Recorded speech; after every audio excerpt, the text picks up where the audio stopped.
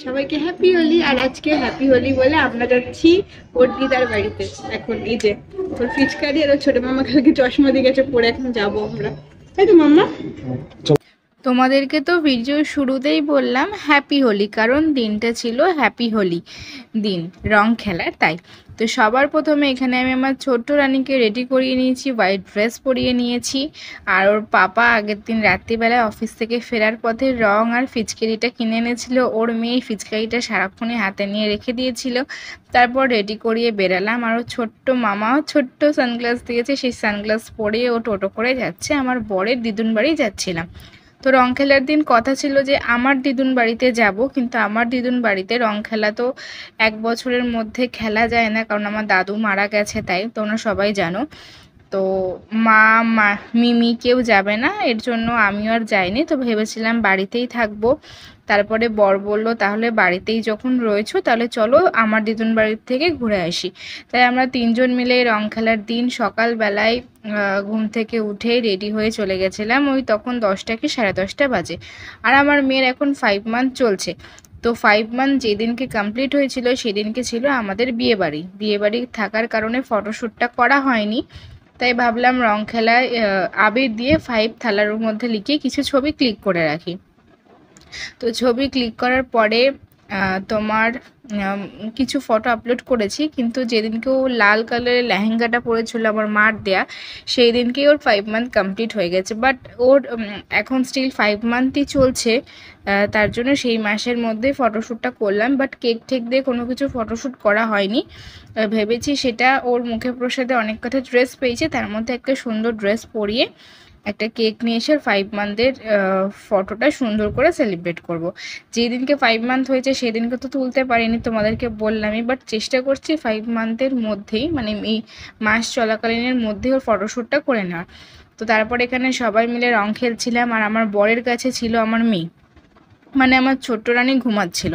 তো সবার প্রথমে আমার ছোট্ট রানীকে রং মাখিয়েছিলাম গালে, অল্প একটু আবির ওর পাপা লাগিয়ে দিয়েছিল। তার পাশে যখন ওই 5 মান্থের ওটা ফটোশ্যুট করছিলাম, ও তখন উল্টাতে শিখেছে, উল্টে নিজেই রং মেখে পুরো গায়ে ভর্তি করে ফেলেছে। তোমরা ভিডিওতে দেখতে পারবে। তো যাই হোক, এখন চলে এসেছি বাইরে রং মাখতে। আমি তোমাদের সাথে রিলসে শেয়ার করেছি যে ও কী করেছে না করেছে, অলরেডি আগে আপলোড করে ফেলেছি। তখন বাইরে সবার সাথে রং খেলছি।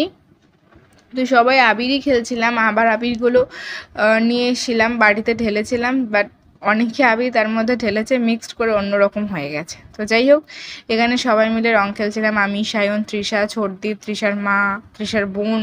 ওই ছোট্ট পুচকিটা হচ্ছে তৃষার বোন। তো আমার ভাই বোনু সবাইকে খুব মিস করছিলাম, সবাই খুব থাকলে ভালো হতো। তো যাই হোক, সবাই তো একসাথে এখন থাকতে পারে না, কারণ সবাই বড় হয়ে গেছে, সবাই সবার বিজি লাইফ এখন। বনু গেছিলো বনুর বসন্ত উৎসবের প্রোগ্রামে, আর আমার ভাই বাড়িতে ছিল, ভাইয়ের ফ্রেন্ডের সাথে খেলছিল। তো যাই হোক, সবাই সাথে ভালো করে রং খেলাটা সেলিব্রেট করলাম। তারপরে রং খেললাম সবাই মিলে একসাথে। এখন ছবি তুলছিলাম, সেগুলোই তোমাদের সাথে শেয়ার করছিলাম। আর তৃষার বোনের মাথায় বারবার আমি আবির দিচ্ছিলাম, আরও সেটাই খুব আনন্দ পেয়েছে, তোমরা বলতে পারো। তো আনন্দ পেয়েছে, আর বারবার ওর মাথার উপর দিচ্ছি বলে আরও বেশি খুশি হয়েছে। তো যাই হোক, সবাই মিলে খুব ভালো করে দিনটা সেলিব্রেট করলাম। বাড়িতে থাকলে তিনজনাই রং খেলতাম, বাট ওখানে গিয়ে সবার সাথে খেললাম, মজা করলাম, আনন্দ করলাম। আমার বড়ও অনেক রং মেখেছিল, বাট বেশিরভাগ টাইমটাই আমার বর আমার মেয়ের কাছে ছিল, কারণ আমি রং খেলছিলাম বলে মেয়েটাকে কে দেখবে, তাই না? তাই আমার বর দেখছিল। তো যাই হোক, সায়ন চান করছিল বাইরেই, কিন্তু ও যতবার স্নান করছে ওকে সবাই এসে কেউ না কেউ, ওর বন্ধুরা বলো বা আমরা বলো, ইচ্ছে করে করে ওকে রং মাখিয়ে দিয়েছিল। আমার তৃষাকে পুরো পাগলি লাগছে, অনেকটা পেতনি টাইপস লাগছিল। সায়ন যতবার স্নান করছে সাবান মেখিয়ে রঙগুলো তুলছে, আবার ওর গায়ে কেউ না কেউ এসে রং মাখিয়ে দিচ্ছে। তো যাই হোক, হ্যাপি হোলির দিন তোমরা বাড়িতে কে কী করেছো, অনেকে ঘুরতে গেছো। চেষ্টা করবো পরের বছর কোথাও একটা ঘুরতে যাওয়ার, যদি আমার অনেক একটু বড় হয়ে যায় তাহলে। তো হ্যাপি হোলির দিন মানে রং খেলার দিন বাড়িতে কে কী মজা করেছো, কোথায় ঘুরতে গেছো, কী না করেছো, সবাই কিন্তু আমাকে অবশ্যই কমেন্ট করে জানিও। যাই হোক, কিছু কিছু সময় মন খারাপ হয় দাদুর জন্য, বাট কিছু কিছু সময় আমার মনটা খুবই ভালো হয়ে যায়, কিন্তু যখনই মনে পড়ে তখন খুব কষ্ট হয়। যাই হোক, কিছু তো করার নেই, দুঃখ পেলে দাদুকে তো ফেরত পাবো না, তাই না? তাই হাসি মুখেই দিনগুলো এগিয়ে যায়। দাদু খুব ভালোই আছে, আমি সেটা জানি।